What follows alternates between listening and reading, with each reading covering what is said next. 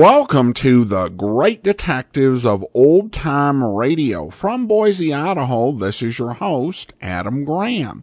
If you have a comment, email it to me, box13@greatdetectives.net. Follow us on Twitter at Radio Detectives and become one of our friends on Facebook, facebook.com/Radio Detectives. I do want to remind you that we have a special Thanksgiving Day episode of The Amazing World of Radio posted at amazing.greatdetectives.net. This is the Elgin Holiday Special with entertainment from some of the best Golden Age stars, including Don Amici, Jack Benny, Red Skelton, Jimmy Durante and Gary Moore, Connie Boswell, and so much more. For your Thanksgiving listening pleasure, go to amazing.greatdetectives.net and listen to the episode today. And coming up in just a moment, we're going to get into today's episode of Rocky Jordan. The original air date is July the 17th of 1949, and the title will be The Race. But first, I listen to classical music for a couple different reasons. Sometimes I want some relaxing music, even music that's so relaxing that I'll drift off to sleep. At other times, I want music that'll help me focus. I've got something to write, or I'm reading a book and want to really zero in on what I'm reading. And if I'm listening to the wrong type of music, I may not get the result I want. That's one thing that's great about Adagio. Because with their mood player, you can listen to the right classical music for the mood you need. If you need to stay focused, or if you just want some relaxation or meditation.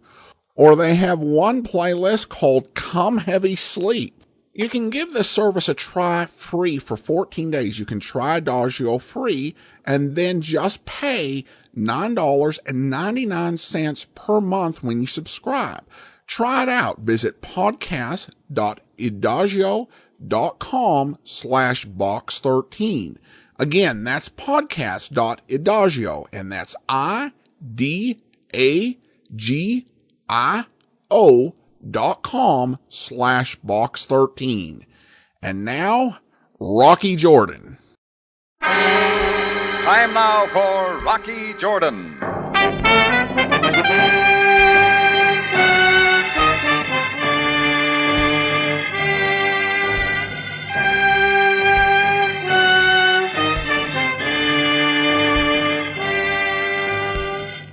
Not far from the Mosque Sultan Hassan in Cairo stands the Cafe Tambourine, run by Rocky Jordan.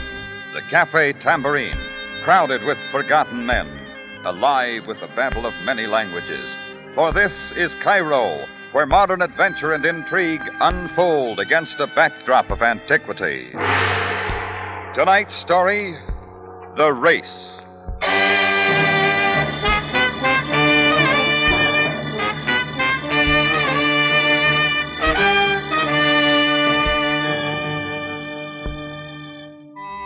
I was sitting in my office at the Tambourine, trying to beat the terrific afternoon heat.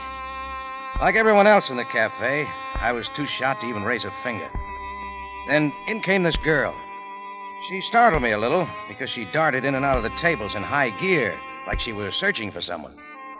When she began yakking at Chris, my bartender, my curiosity got the best of me. Someone jumping up and down in this heat deserved attention. As I walked over, I noticed she was nice-looking in a quiet sort of way. In spite of the fact, she looked as if any moment she might spring right through the ceiling. But he has been here, hasn't he? I haven't seen him all day. What's up, Chris? Oh, Rocky. I've got to find Abdullah, Ben Abdullah. They said he was up here at the Tambourine. You know, Ben Abdullah. He owns that little pawn shop up on the corner. Yeah, sure, I know. It's very important. There isn't time to explain. Just tell me where I can find him, please. Every second counts. Well, I haven't seen him all day. I tried to tell her, Do you know where he is, then? He could be one of 1,000 places. Why don't you try the pawn He's shop? got a sign hanging on the door, out to lunch. A water vendor at the corner said he'd be up here. It's desperate, don't you see? No, I don't. If I don't get into that store in the next few minutes, there isn't going to be anything left of this whole block. Maybe the heat's got her, Rocky. It's too late to look for him. If I could just get into his shop. Hey, take it easy, lady. That won't get a thing accomplished. Now, Come on, tell me what it's all about. I'm afraid it's even too late now to break into his shop. I wouldn't even know where to look for it. Look for what? A high-powered explosive. A what? A bomb. It's in the pawn shop. Bomb? She's nuts. Maybe you'd better start from the beginning. There's not time to explain. It will be going off in a few minutes. What we'd better do is clear the entire area before everyone is killed. Sunstroke, if you ask me. Chris, I don't know whether she's loony or... Don't stand there! Tell everyone to clear the streets! They listen to you, not me! Look, lady, I don't like to have my leg pulled. Every second counts now. Please, believe me. Anyone within 100 yards of the pawn shop is in danger. Okay. Chris, we better play it safe. Call the fire department, the police, and what have you. There's a bomb going off. I think.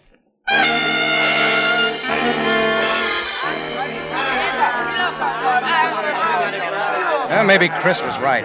Maybe the dame had got too much sun and blown her top. But who could take chances on a bomb going off? I dashed down the street like a poor man's Mel Patton, and in what must have been the world's record, the block was completely empty. The girl had tagged right along with me, and once the block was cleared, we made a run for the safety zone where the crowd had formed 100 yards away. When we were about 60 yards from it, the girl began to tug at my arm and scream wildly at me. Down! Down! It's too late to run any further! What? Down! Fall on your face, quick!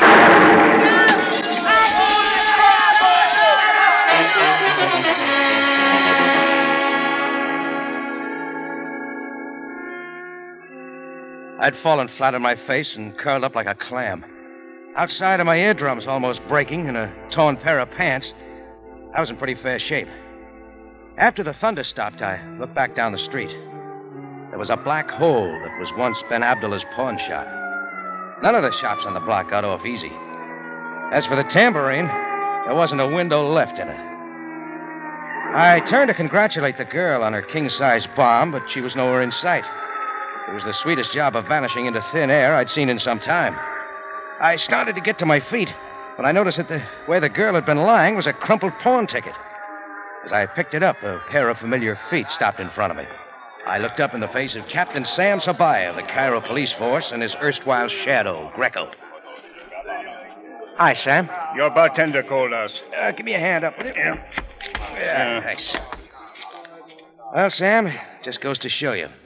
Never underrate a woman. Your bartender explained the entire proceedings. Where is she? Looks like she took a powder. You mean? I do. If I may say so, my captain, it sounds too rehearsed. Good old Greco.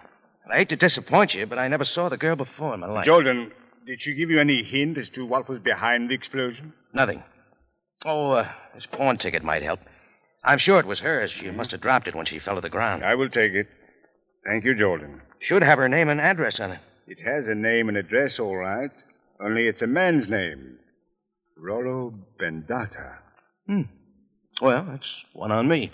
Rocky, you want it on the telephone. Oh, all right, Chris. I'll be right there. I want to ask you some more questions, Rocky. Check with me in the tambourine, Sam. You won't have any trouble finding it. It's the only building in the block in one piece.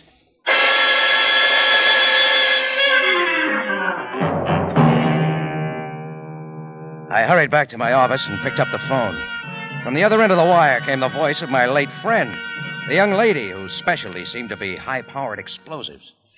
Mr. Jordan, I'm sorry I had to run out on you. Well, so am I. You must understand, I couldn't face the police. Where are you now? I won't waste words. I'm in terrible trouble. I need your help. I'll pay anything for it. Well, you can pay for the broken windows in the tambourine. Anything. Will you help me? I'm afraid tossing bombs is a little out of my line. Believe me, I'm not asking for myself. It's for hundreds of innocent people who may be harmed. You know, I could back that line with hearts and flowers. Mr. Jordan, if I weren't on the level, would I have warned you about the explosive in the pawn shop? Yeah, all right. You tell me, and I'll listen. I can't over the telephone. I'll give you an address where you can meet me. Okay. But look, lady, I'm leaving word with my bartender where I'm going, just in case you got more bombs up your sleeve.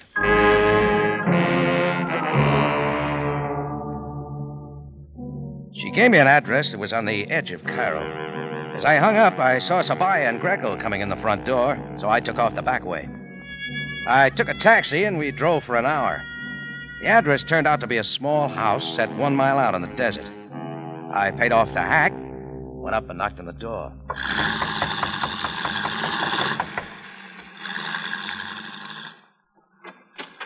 Are you alone? Yeah. You couldn't have picked a closer place. I'm sorry, but I live here.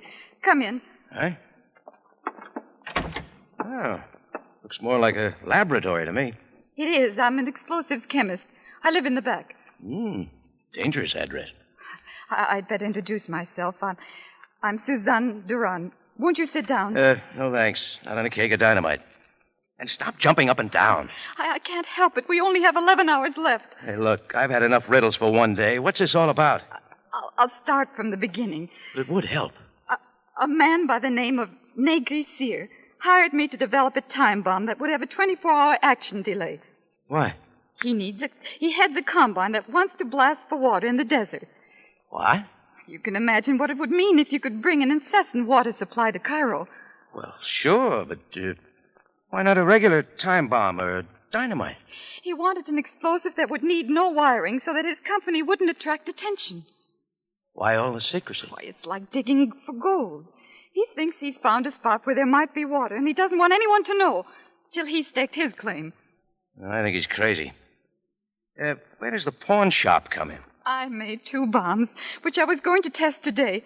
I was afraid my servant might accidentally spoil them, so I hid them in the base of an old clock. I went shopping, and when I came back, the clock was gone. The servant must have needed money, so he stole the clock, never realizing the bombs were in there, and pawned it. Is your servant's name Rollo Bendata? Yes. How did you know? You left his pawn ticket on the street. It looks to me like Rollo's in trouble, not you. Only one of the bombs went off in the pawn shop. Oh, don't you see? The other one will go off. You mean we're going to have to go through that all again? The bombs were set to go off at different times. Well, but the blast of one could have exploded the second one. Yes, but you only heard one explosion, didn't you? Only one exploded, Mr. Jordan. I could tell by the force. Well, maybe Rollo's got the other bomb. I've already talked to him. He swears he knows nothing about them. Oh, fine. I don't know where to look for it, and according to my calculations, the bomb should go off in 10 hours and 46 minutes. Well, what's this bomb look like? A small object made of lead with a screw arrangement. When it's screwed down, the process begins. 2 liquids. One eats through the separation, and I get it. Hundreds of people will be killed. Look, if you want me to help, you got to promise me one thing. Name it. Stop jumping up and down. I promise. This guy, Negri Sear, you mentioned. You know where he lives? Yes. Come on, let's pay him a visit. I'll call a taxi. You're bouncing up and down again. I'm sorry. Now relax, will you? We've still got 10 hours and 46 minutes. 10 hours and 44 minutes.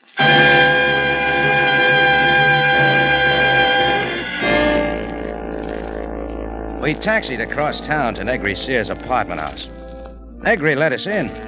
He was the oddest little guy I'd ever laid eyes on. Short and skinny, but he had a huge head that should have gone with the body of a giant. He looked so top-heavy, I had to control myself from wanting to hold him up so he wouldn't topple over. His apartment was cluttered with bric-a-brac and large packing cases. The latter, I gathered, must have had something to do with his water project. When Suzanne told him about the bomb, he got quite irked, to say the least. Really, my dear, I don't know what you expect me to do if you've lost one of your ghastly bombs. Well, coming here was my idea. And just who are you, Jordan? Suzanne, who is this man? He's trying to help me. You didn't tell him, I hope. I'm afraid I had to. You were sworn to secrecy. How could you? Well, Jordan, you'll never find out where I hope to get water. I'm not interested in your plan for digging water. I'm only trying to locate the bomb. Oh, this is dreadful. It will be all over Cairo. Everyone will be digging for water. No one outside of this room will know. Besides, you're the only one who knows the locale where the water might be. Huh? So you're going to blackmail me, huh?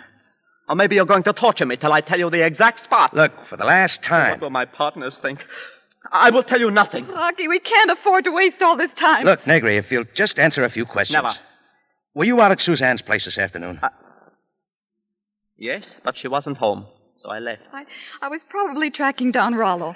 What time were you out there? Our appointment was for 2. I'm always on time. Did you see anyone or notice anything that might help us? No. Is that clear? Very. There are only 8 hours left, Rocky. What are we going to do? All right, hang on to yourself. Suzanne, I want you to take this man out of here right away, or I'll call the police. We're going. So help me, I warn you. You'll never find out where I'm going to get water. Never. What I'm wondering is if we'll ever find out where to find that other bomb. Ever.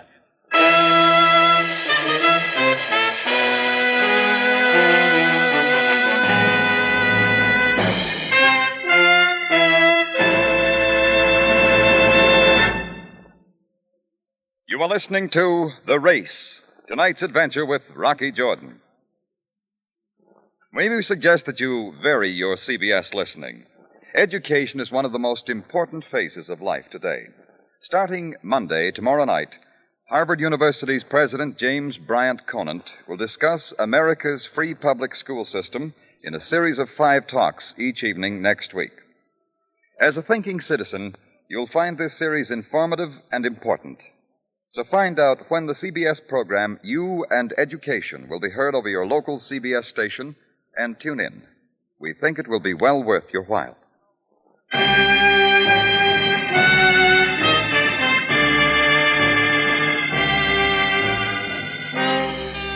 Now we take you back to Cairo and tonight's adventure with Rocky Jordan, The Race.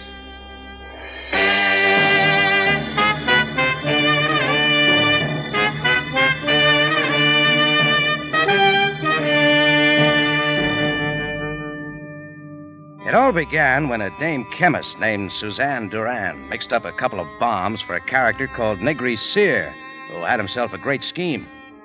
He was going to blast for water in the Sahara and make Egypt a garden spot.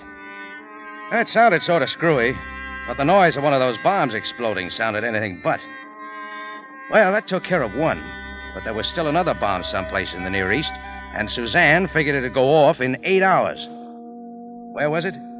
Well, you tell me. Negri Sear couldn't. We asked him. Well, when we came out on the street, Suzanne was hopping up and down again and on the verge of tears. And she looked at me as though I could supply all the answers. Mr. Jordan, there must be something we can do. You know where the office of the Cairo Mail is? Yes. Good. Now listen. And stop jiggling. We have a plan, then? Maybe. We're going to have to split up to save time. All right. I'll get down to the newspaper office and ask for Ed Stack. He's a friend of mine. Give him a description of the bomb. What else? That's all.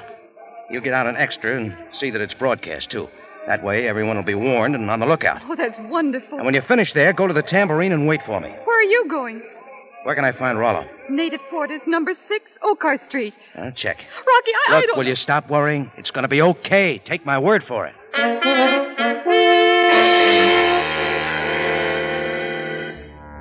Yeah, it was going to be okay, sure.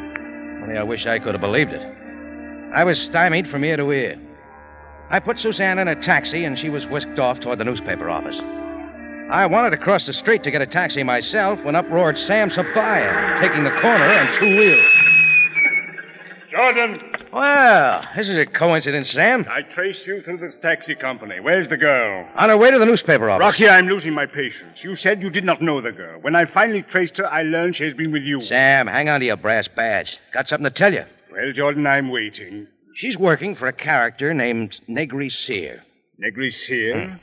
Yes, I've heard something of him. He's a dealer in fine art, a collector and such. Fine arts, eh? Well, he's got a sideline. What do you mean? The girl's a chemist.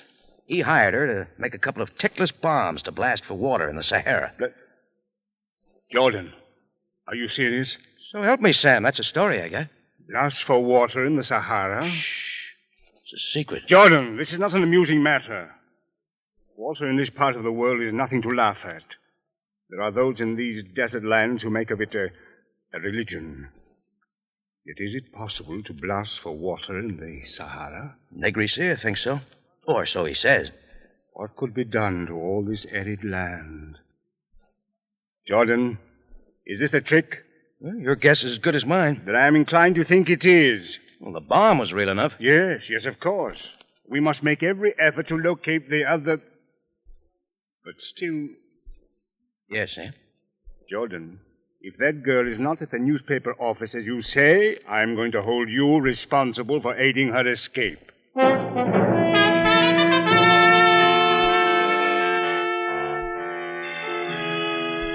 Sam took off, and I checked the time and shuddered. Then I headed for the home of Rollo Bendata, Suzanne's servant, for my talk with him. I knocked hopefully on his door. No one answered, so I tried the door. It was open. The room was kind of dark. I took a few steps and stumbled. I didn't have to look twice to know I'd stumbled over a body. The body was real dead. That's when a door slammed behind me. I wheeled around and right into a native holding a gun. Your hands in the air, Fender. Hey, what is this? You killed my brother Rollo, yes? Rollo? Why you kill him? You're making a mistake, buddy. No, you kill him, you despised Westerner. I told Rollo to keep away from Stop you. waving that gun around. First working for the despised Effendi with a big head. Now this. I kill you to avenge his death.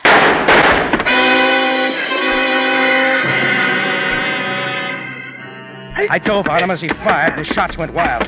We rolled around for a while, fighting for the gun. And I pulled away and caught him with a hard right. He dropped to the floor. Well, there was no sense in hanging around, with one of my hosts in the refrigerator and the other in the deep freeze. So Rollo was really working for Negri Sear. I raced up the street till I came to a public telephone and called the tambourine. I wanted to tell Suzanne what I found out about her servant.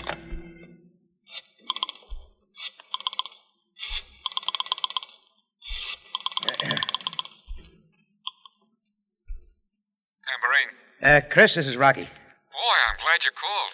Zabaya just left. Oh, what's up? He missed the girl again, and he thinks you gave him the business. Well, that's why I'm calling. Where is she? She was only here a minute, then left with some guy. Who? I don't know. He was a little guy with the biggest head. Negri Sear. What's going on, Rock? It beats me. But there's a noise that's going to rock Cairo in a couple of hours, and I got a feeling Sabaya's going to be looking at me.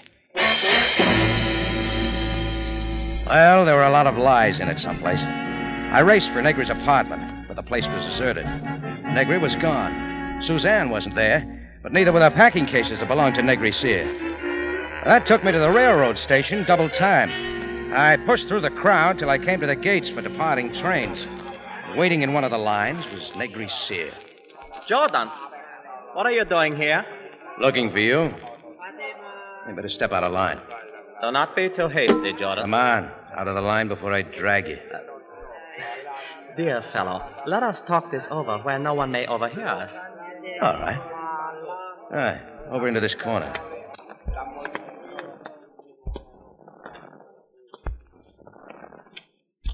There. Now... You listen. I'm going to do the talking. But, my dear fellow, I assure Where's Suzanne? But how should I know? Oh, I know. You're still trying to trick me into revealing secrets Close that it. will... Rollo Bendata, Suzanne's servant, was working for you.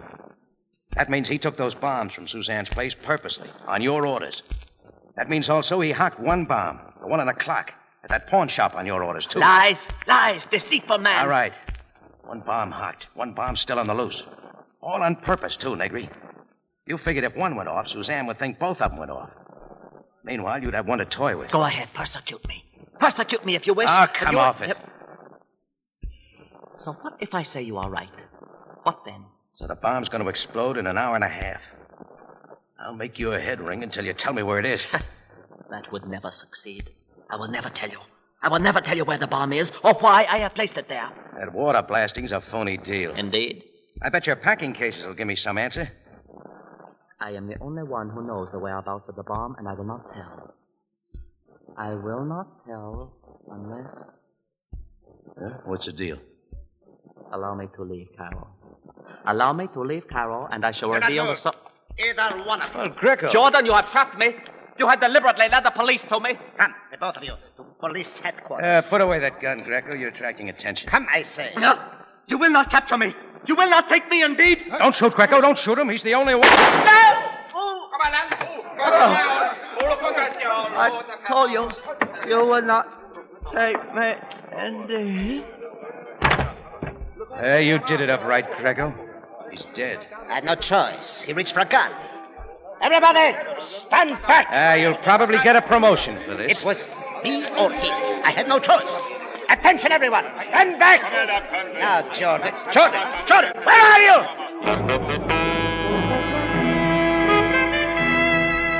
I dove into the crowd and got lost. Well, I was free of Greco, but I was right back where I started. I checked the time again. In an hour and 10 minutes, that bomb would go off, and the only man who knew where it was dead. Well, I mulled the whole thing over for a while. All that was left were those packing cases of Negri's. It took me 10 minutes to find them.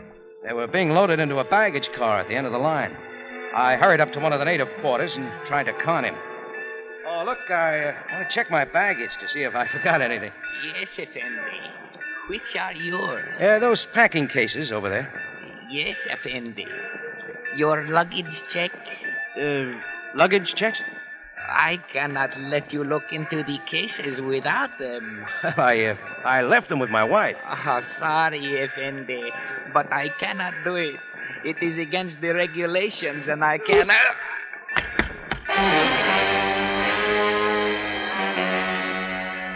I didn't want to hit him, but who had time to argue or explain? I began ripping into the packing cases marked fragile. The first case had some figures carved in marble and some pictures, but they didn't ring any bells. It wasn't until I got inside the second case that I saw the light. It contained a green jade vase that I knew I'd seen before. And right then and there, Negri's whole deal became clear. I knew where the bomb was and why. I scrambled out to the street. When I looked at my watch, I broke out in a cold sweat. It was less than an hour, 50 minutes to be exact. I dashed up to a taxi and shook the sleeping driver. Wake up, will you? Come on. Palace of Fine Arts. Come on, let's go. Look, money. Maybe this'll wake you up. The night is so hot, Effendi, for such energy. This dough, all of it's yours, you understand? Only you gotta step on it. I will try. Where to? The Palace of Fine Arts. It is closed at this hour. I know it's closed. Let me worry about that. Yes, Effendi. Get in. It is too hot to worry.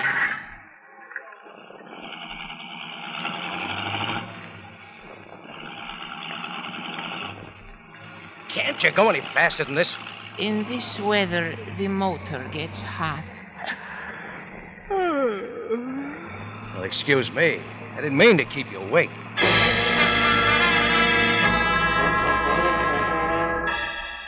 Now, between yawns, we lumbered along, and it was 20 minutes later before we pulled up in front of the Palace of Fine Arts. I threw the money at the driver, raced up the tier of steps that led to the entrance. The joint was dark, but I saw a woman waiting in the shadows of the doorway. Suzanne. Rocky, is that you? Yes. I was beginning to get worried. Negri said you had located the bomb and instructed me to meet you here. Well, double talk. Now, don't start jumping. The bomb is in this building. But Negri said Never mind, Negri. I'll explain later. We've only got a few minutes. This building covers a square block. There must be a guard around. Inside. Look, start screaming. I'll bang on the door. Help! Open the door! Help, please! Help! All right, that's enough. Here he comes. I said that's enough. Stop it! Sorry, I had to hit you. It's all right, my nerves. I couldn't stop. Oh, here's the guard. Oh, open up! We gotta get inside. There's a bomb in there. Go away. We are closed. Open up! There's a bomb in there. It is after hours. Can you not breathe? He can't hear you. I stand back. I'm gonna smash the glass with my foot. There. He's got a gun. You are under arrest. For the last time, there's a bomb in here. What are you saying? Someone has planted a bomb here. It's going to go off in about 11 minutes. You mean the bomb they have been talking about over the radio? Yes. Oh. Come in. Now that we're in, Rocky, what are we going to do? Come on, follow me. Look out. There's a million places to look. All right, here. Here's a jade room. Come on. Yeah, over there, that green jade vase. It's the same as the one Negri had in the packing case. Yeah, wait a minute. I'll fish down into it. There.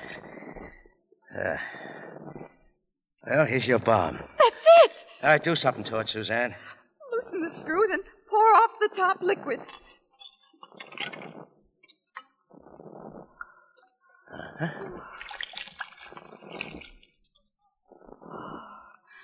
It won't go off now. Oh, where's the guard? Back there. He fainted. I guess he couldn't take it. Suzanne, this is no time to leave me standing here alone.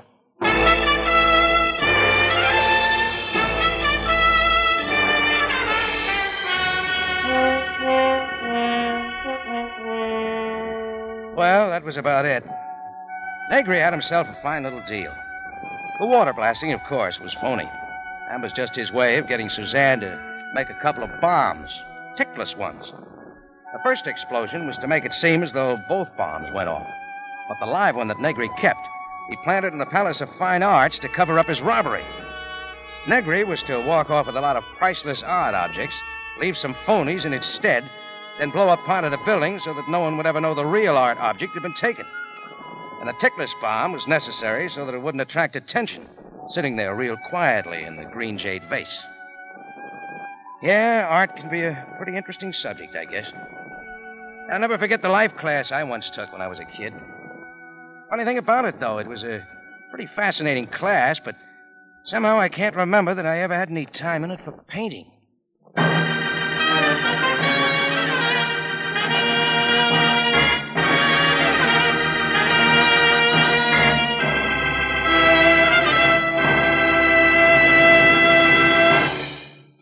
It's CBS again at this same time next week for another story of adventure and intrigue when we take you back to Cairo and the Cafe Tambourine, run by Rocky Jordan.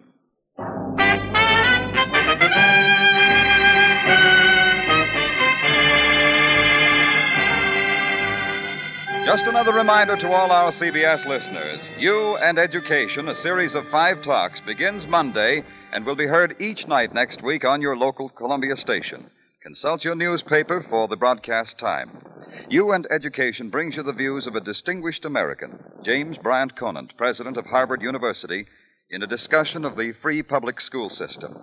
Be sure to listen to CBS for You and Education.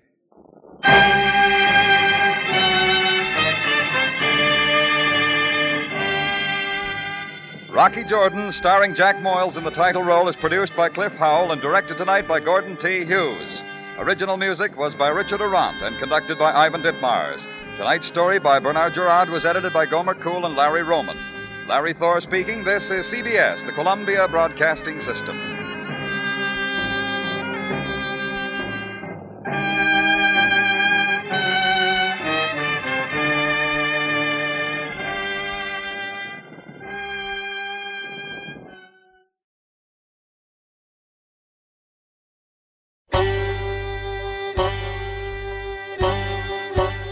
Hi, this is Andrew from OTRWesterns.com. I wanted to invite you to come take a look at our site where we put out podcasts of old-time radio westerns. Check us out at OTRWesterns.com. You're listening to The Great Detectives of Old Time Radio with Adam Graham. Now let's get back into the show.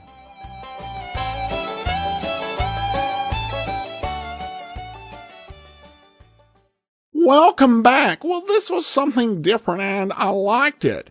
The character of the explosive expert was interesting. On one end, it was nice that they wrote a woman in that role. On the other hand, I think you would have trouble as an explosives expert if you tended to jumping up and down and panicking. And once again, Sergeant Greco continues to be the worst police officer we have heard on any series. He makes me long for the competent brutality of Inspector Hellman.